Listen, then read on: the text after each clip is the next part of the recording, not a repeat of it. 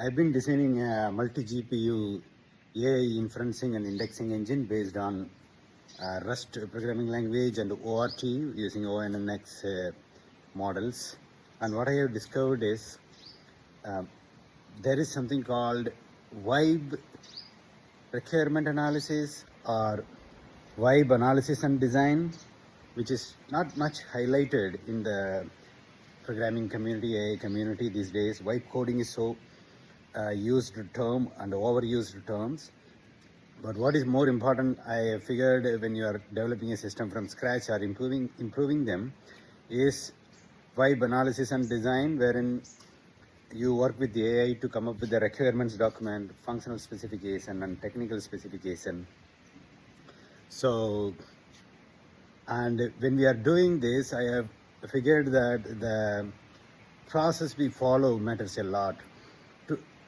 The most important thing I figured for AI to be able to make proper designs is the context, the amount of context it can have for a problem you are trying to solve, including context of libraries and how best to design the system is very important. Even then I have seen that it's missing out key details.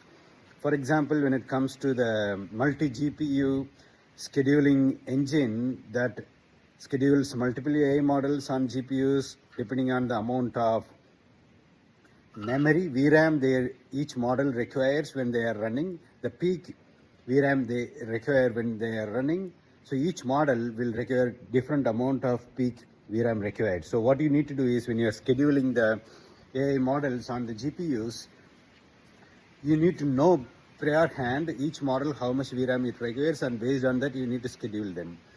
So now you need to run the profiling phase before profiling the phase, so to discover the model memory required for each AI model, and then use the data in the normal runtime to be able to schedule the multiple models based on the requirements or jobs coming in.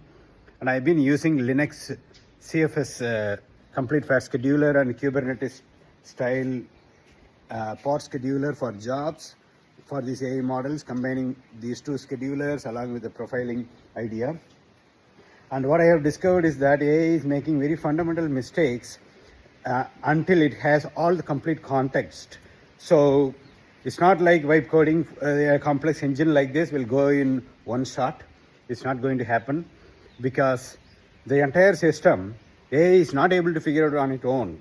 I need to see what kind of scheduling system I have, what kind of indexing engine I want. I need to decide that it has to run in multi-GPU systems, multi-OS, and continuously do a brainstorming sessions with AI to evolve the requirements and technical architecture, and it takes few weeks to few months.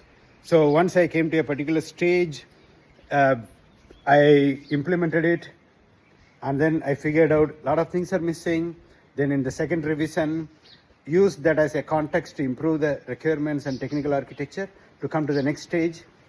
And then in the third revision, I figured even very small key details are missed.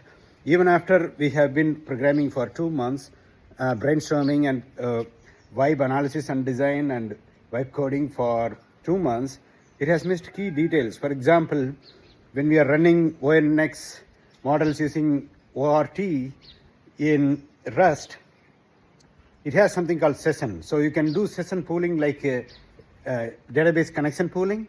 So once you load a model, you can create multiple sessions. So the VRAM required for each running inference for each session will keep multiplying, but the base model memory that is loaded will not multiply. So when it was used, when we had along with AI arrived at a linear regression formula to predict the amount of memory required for each model, budgeting, and then calculating the batch size that runs at optimal throughput.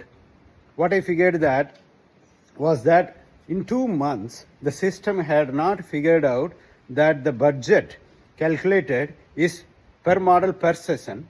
And then when we are increasing the number of sessions for a model, it just needs to increase the part base, it needs to remove the y equal to mx plus b. The base bias here it's base model size, and mx is the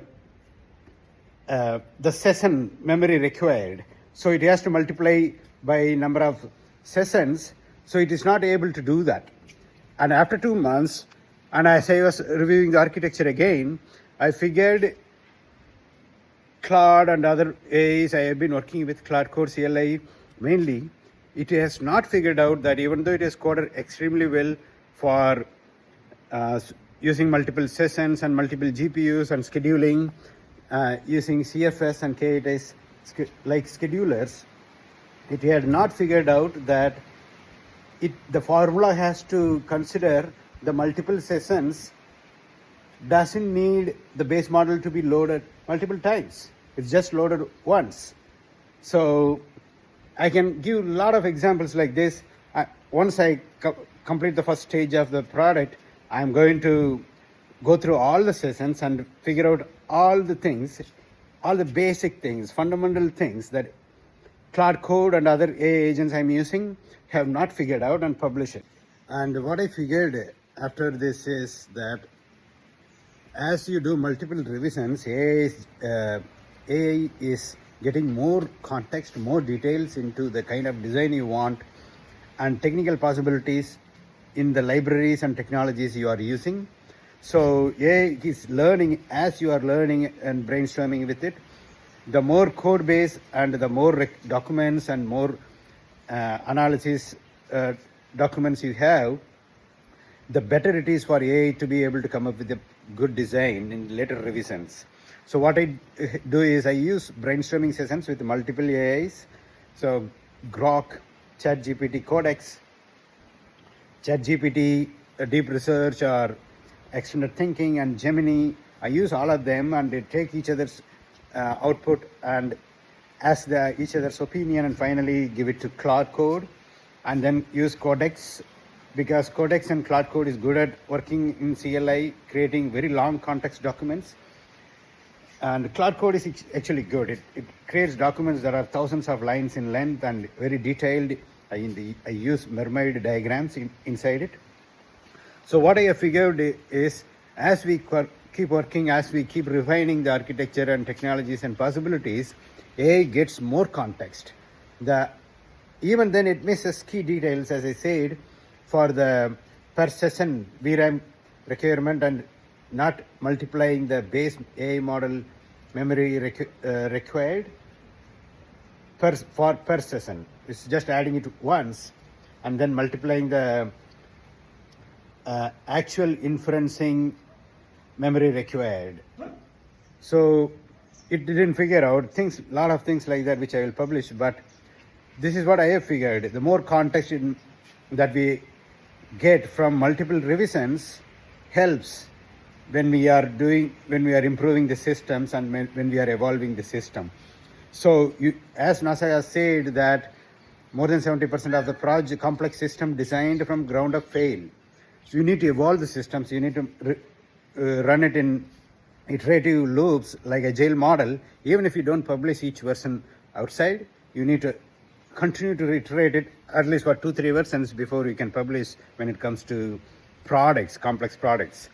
So, and the way I maintain context is I maintain a separate context transfer folder, and in that folder, as Claude is working, my instructions are to keep updating the context for the session in a document, so that if the context goes low, I can go to a clear new session and ask the Claude Code to pick it up from that file alone. I don't have to give any new comment.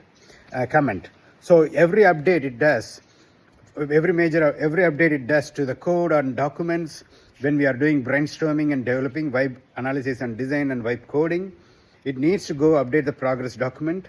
And once it has updated the progress document, whatever happens, if the context is low, comes to 0, I go to a new session and say continue from this context transfer document. That's it. And it is able to continue. So context is not an issue at all, as long as you are able to creatively keep storing the context. So that is main important thing I have figured out. I hope it helps. Let me know what is your experience in vibe analysis and design, and combining it with vibe coding. So actually what happens is the diagram and the documents that you create, when you are creating, you have to ask this CLIs, especially Cloud Code and Codex. You can say, can you find out the contradictions in the requirements, gaps in the requirements, and whatever we have overseen, whatever we have missed. So it's able to come up with that analysis, gap analysis and contradictions and whatever we have overseen. So I use as a base for the next revision. So these documents are detailed in requirements, functional and technical specifications with sequence diagrams. And I ask, when it is creating the documents, I ask it to use all the possible UML diagrams to fetch the architecture of the code and create the diagram. So I create the documents so that I can quickly observe. So I tell it that you need to create the document with the diagrams of all the UML diagrams and other diagrams possible, so that I can easily observe the contents of the documents. So even if it creates thousands of lines of documents, like 10 or 20 documents, I'm able to observe the entire thing very quickly, entire system, through diagrams like component diagrams, sequence diagrams, activity diagrams, and flow charts, data flow diagrams. So this then I use as a base to revise it into the next level. So what you have to understand is, when you are doing vibe coding, vibe analysis and design is very important.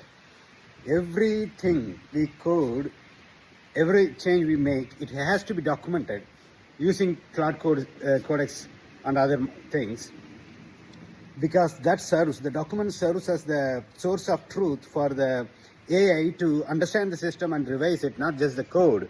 Because when you are improving, it would not know what code to keep, what to throw away, unless you have a source of truth, which is the requirements and technical, functional and technical architecture documents. So it's very important. So people who don't understand the software engineering processes may just go vibe code it, and finally they will lose control of the entire system and have to start over from scratch. So very simple. If you have done the coding, vibe coding, and you have a complex system, go and ask it to fetch the requirements, functional and technical specifications with all the possible UML diagrams and other diagrams as required. So ask it to plan the activity first. So once it plans and presents it, go review the plan, and then ask it to save it in a document, the plan, and ask and review it and continue to revise the plan. And then as it's doing, you have to ask it to use context transfer document, so that when the context is low, you can go to the new session and ask it to pick up from there. Once the plan is clear, you can ask it to start the work autonomously, and it may not complete 100% doing 2 days of work. It will ask after each phase.